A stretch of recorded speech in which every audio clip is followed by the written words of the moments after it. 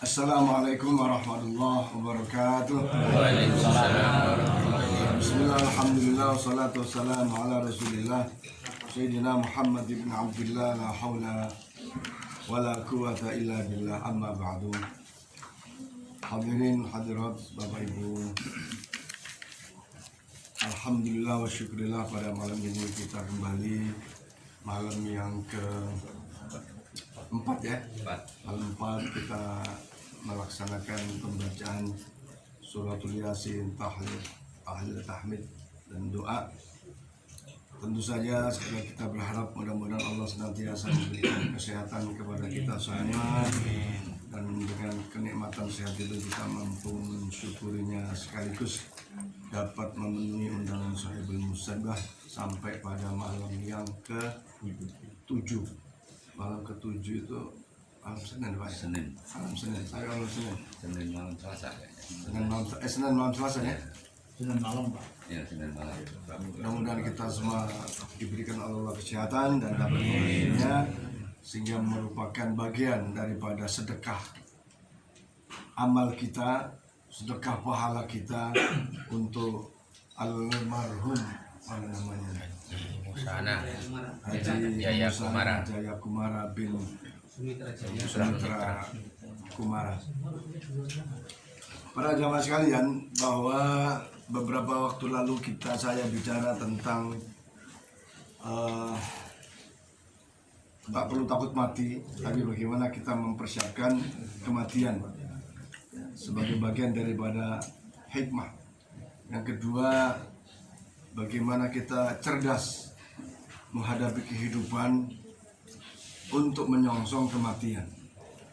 Malam ini saya ingin sedikit menyampaikan bahwa sesungguhnya setiap manusia yang telah meninggal dunia, dimulai dari sakaratul maut itu, sesungguhnya banyak penyesalan yang akan mereka alami.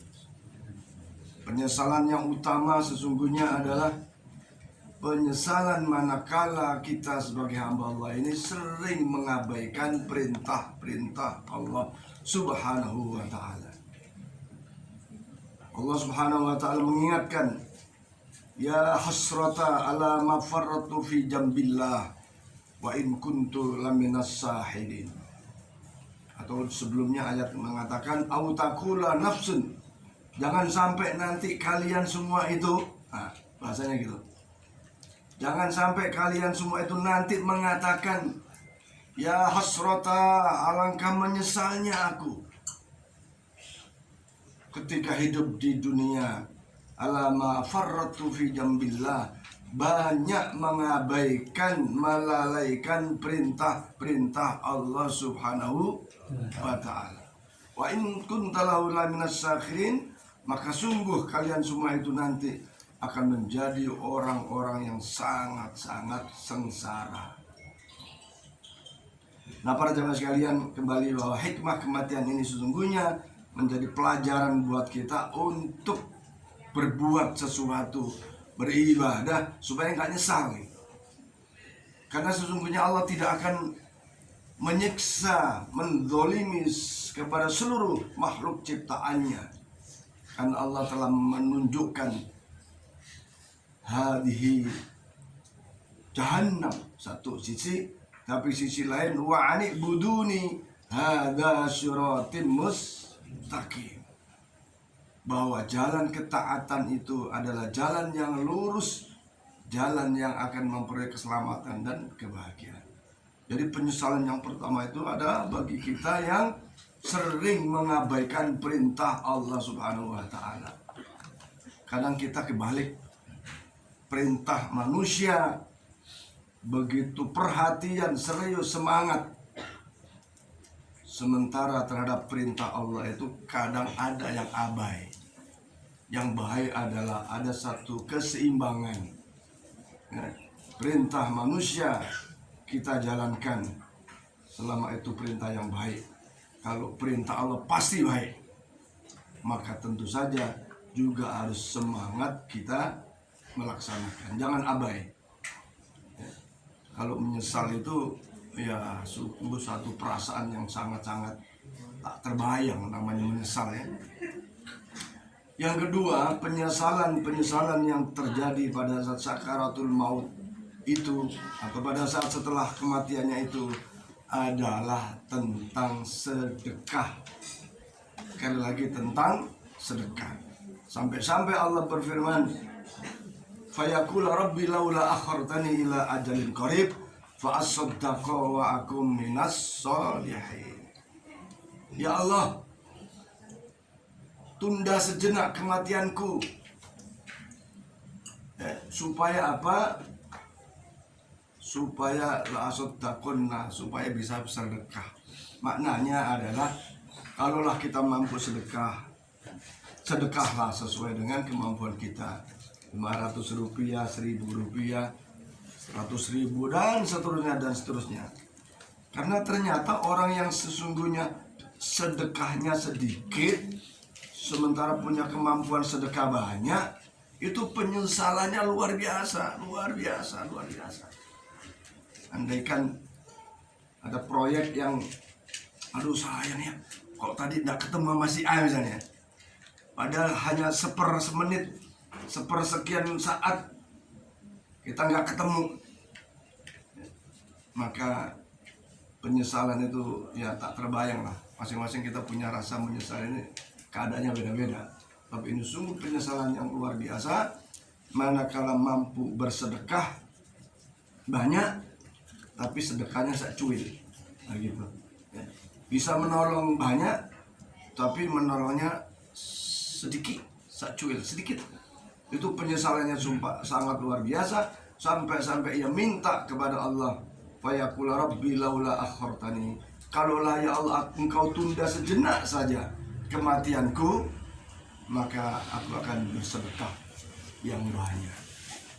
Nah, para jamaah sekalian, sekaligus pada malam ini saya menyampaikan ya, masjid kita sebentar lagi butuh tiang. Tiangnya mau dibungkus dengan motif yang jauh lebih bagus daripada tiang yang ada ya, kita namai karena 4 tiang. Ada tiang Sayyidina Abu Bakar, tiang Sayyidina Umar, tiang Sayyidina Utsman, tiang Sayyidina Ali. Masing-masing tiang nilainya 5 juta. Nggak banyak tuh 5 juta sih ya, sedikit. Kadang-kadang beli HP aja udah puluhan juta. Kemarin ada yang beli tas Hermes ya, lupa kan, berapa ratus juta tuh harganya. Ini tiang yang menjadi sedekah jariah bagi kita sampai wafat kita ya. Maka bagi kita yang ada kelebihan rezeki, niatlah untuk investasi akhirat itu. Kalau di Masjid Babus Salam sementara tiang ya, kita udah pesan tiang 20 juta, baru dibayar 2 juta. Insya Allah 3 minggu lagi akan selesai, tapi duitnya belum ada. Maka mudah-mudahan kita semua yang ada kelebihan rezeki, apalagi sedekahnya itu diniati untuk orang tua kita yang telah meninggal dunia. Orang meninggal dunia nggak butuh duitnya, butuh pahala, butuh doa, butuh sedekah di antara keluarga, anak-anaknya dan kerabat-kerabatnya. Memang sih sedekah itu sebenarnya yang afdol itu manakala mampu adalah pada saat hidup. Tapi bukan berarti tidak ada manfaatnya sang anak sedekah untuk orang tua yang telah wafat. Bagian daripada birrul walidain, baikan atau berbuat baik kepada kedua orang tua kita, di antaranya bersedekah untuk orang tua yang telah wafat. Bahkan Rasulullah SAW bersabda,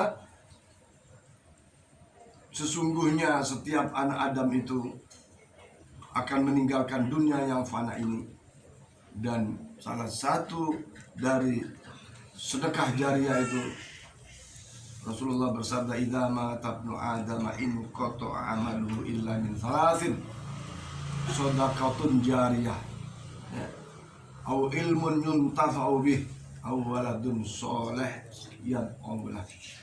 Salah satu amalan yang akan mengalir terus sampai nanti di hari kiamat bagi seorang yang satu, yaitu melaksanakan sedekah jariah yang kedua memberi ilmu yang manfaat, yang ketiga mempunyai anak yang soleh atau solehah, kemudian anak itu mendoakan kepada kedua orang tuanya. Salah satu tanda kesuksesan orang tua, sekali lagi saya sampaikan, salah satu tanda kesuksesan orang tua dan orang tua itu akan mendapatkan mahkota di dalam surganya adalah satu, orang tua itu berhasil mendidik anak-anaknya bisa baca Quran. Ya. Kalau punya orang tua, kalau kita sebagai orang tua, anak kita nggak bisa baca Quran, itu tidak sukses sebagai orang tua. Karena orang tua yang dapat atau sampai anaknya bisa baca Quran, maka nanti Allah akan kasih mahkota. Ibaratnya dikasih sertifikat yang sangat berharga.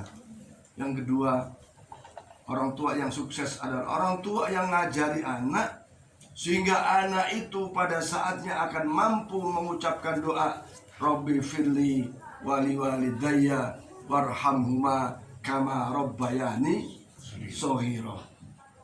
Ya bapak-bapak, ibu-ibu yang sudah Allah kasih amanah anak, tidak ada istilah terlambat. Ya, tidak ada istilah terlambat. Maka ayo kita hantarkan anak-anak kita supaya nanti dia menjadi anak yang soleh, solehah, dan mendoakan kita orang tua, baik masih hidup, apalagi orang tua yang sudah wafat, sudah meninggalkan dunia yang fana ini. Dan tentu saja kalau anak soleh itu berdoanya setiap saat, berdoanya setiap waktu, bukan saja waktu sholat, tapi di luar sholat pun dia akan banyak membaca doa untuk kedua orang tuanya. Tapi kalau anak itu tak soleh, kadang-kadang doain orang tua itu kalau inget ya, kalau inget, kalau nggak inget belum tentu. Kalau pas ada kenduri ya, setidaknya hanya ikut mengaminkan doanya seorang imam, atau doanya seorang khotib, atau doanya seorang, katakanlah misalnya mubaligh gitu. Itu karena dipastikannya namanya juga bukan anak soleh, bisa jadi anak saleh. Maka kalau soleh, solehah, ya, dididik di dalam pendidikan Islam. Kan sekarang ini kan orang tua bisa mewakilkan pendidikannya itu kepada TPA kalau masih kecil, ya, kepada sekolah-sekolah misalnya sanawiyah, sekolah-sekolah aliyah. Ini wakil orang tua tuh, karena orang tua kan nggak sama dalam hal kemampuan mendidik bagi anak-anaknya. Jadi pada malam ini saya mengajak kepada diri saya, kita semua, mari kita berupaya untuk punya investasi yang akan mengalir pahalanya sampai nanti hari kiamat. Maka 3 hal: sedekah jariah, ilmu yang manfaat, dan mengkondisikan, berikhtiar anak-anaknya menjadi anak-anak yang soleh maupun solihah.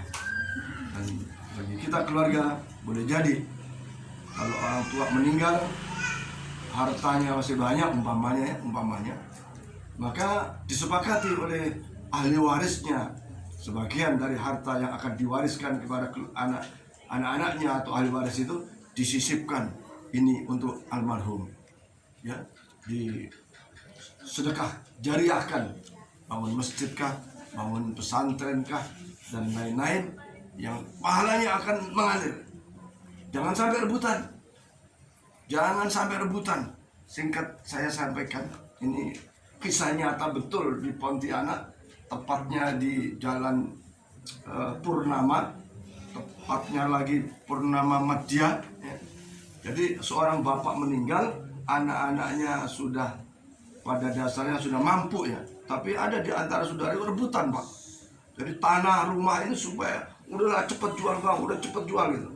Singkat cerita dijual. Begitu dijual, pembelinya orang non muslim. Begitu berapa hari setelah transaksi, kemudian orang muslim ini sudah mulai menempati rumah itu. Tiap sore didatangi orang tua yang sudah meninggal itu. kadang bapaknya, kadang ibunya, karena meninggalnya sudah sepuh ya.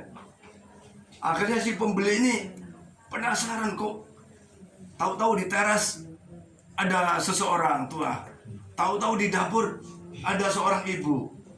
Akhirnya si pembeli ini mendatangi ahli waris yang tertua. Maaf ya, kok saya sering lihat ini. Akhirnya singkat cerita, si pembeli ini ditunjukkan sebuah foto. Kira-kira ini bukan yang datang? Iya, ini yang datang. Kalau di dapur itu ibu, kalau di mana? Di teras itu bapak. Akhirnya cerita kepada saya, udah langsung kita kumpulkan kembali. Ya, karena pada saat itu waris itu begitu main bagi-bagi aja, tidak dihukum secara hukum waris. Akhirnya dikembalikan dulu, dihitungnya, walaupun tidak fisiknya ya, tapi angka itu dihitung. Akhirnya sebagian dibikin doa arwah, sebagian dijariahkan. Setelah itu alhamdulillah si penghuni, pembeli baru ini tak pernah nampak lagi almarhum dan almarhumah.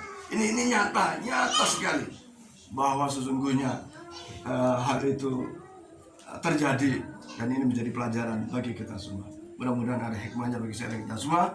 Dan mari kita membaca suratul Yasin tahlil dan tahmid, yang hadiahnya yang paling kita hadiahkan untuk almarhum Haji Musana Jaya Komara bin Sumitra Jaya Komara. Mudah-mudahan sekali lagi amal-amal kebaikan beliau, amal-amal ibadah beliau senantiasa diterima oleh Allah Subhanahu wa taala. Dosa dan kesalahannya mendapatkan maghfirah ampunannya. Mudah-mudahan Allah jadikan kuburnya taman daripada taman-taman surga. Allah jauhkan kuburnya daripada jurang-jurang api neraka. Dan kita yang masih sehat, masih hidup ini, mudah-mudahan Allah berikan kekuatan untuk istiqomah dalam ketaatan kepada Allah, istiqomah dalam melaksanakan sunnah-sunnah Rasulullah Muhammad SAW sebagai bekal untuk menuju kebahagiaan dan keselamatan kehidupan kita, dunia maupun akhirat, dan sebagai modal kita untuk menghantarkan wafat yang husnul khatimah. Baca syafaat dari Rasulullah Muhammad SAW, binati doa al-qabul bijai syahidin Rasul ala hadinilah wa ala kulli niyatin salihah ila hadratin Nabi Mustafa Rasulullah sallallahu alaihi wasallam wa ala alihi washabihi azwajihi wa dhurriyyatihi minal anbiya wal mursalin sallallahu salamu alaihi ajma'in thumma ila arwahil rasidin sayyidina Abu Bakar subhanahu wa ta'ala thumma ila al-aimatil mujtahidin wa qalidin fi din ulama'il amilin wal fuqaha muhaddisin al-Qur'an fasirin sufiyatil muhaqqiqin thumma ila arwahil awliya was syuhada was salihin khususan sultanil awliya Syekh Abdul Qadir Jailani thumma ila arwahil wali thumma ila sultan Abdul Rahman al-Qadri thumma ila أرواح آبائنا وأمهاتنا وأستاذنا وجداتنا ولمعلمنا قراباتنا ولجميع المسلمين والمسلمات والمؤمنين والمؤمنات خصوصا على المرحوم حجي موسانا جايا قمارا بن سميترا جايا قمارا كلهم سلام ولهم الفاتحة.